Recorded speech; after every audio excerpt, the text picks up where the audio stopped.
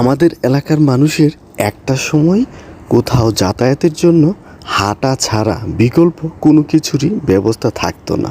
এখন পেয়েছে সুবিশাল এক মহাসড়ক। এখানে আরেকটা মজার বিষয় আছে, সেটা হচ্ছে আমার বিশ্বাসই হচ্ছিল না যে এখান থেকে বাসে করে ঢাকা যাওয়া যাবে। আর ছাড়ার সাথে সাথেই আমি একটু ঘুরে দেখছিলাম এবং তারপরেই যাই সবার কাছ থেকে একটু ফিলিং শেয়ার নেওয়ার জন্য। এখানে আছে কাজী মাহমুদুল হাসান এবং দস্তগীর, তাদের দুজনেরই ফিলিংটা নেই। ফিলিংস কেমন? একদম বাড়ি থেকে কলিগ, এছাড়া অন্য কারো ফিলিং আমি নাই। তুফাইল আহমেদ ভাই, যিনি একদম স্টার্ট আপ থেকে নবীনগর থেকে উঠে এসেছে এখানে। টিকিটের মূল্য ছিল 370 টাকা, আর ঢাকা পর্যন্ত গিয়ে পৌঁছায় হচ্ছে 4 ঘন্টার কিছু বেশি সময়, কারণ রাস্তায় অনেকটা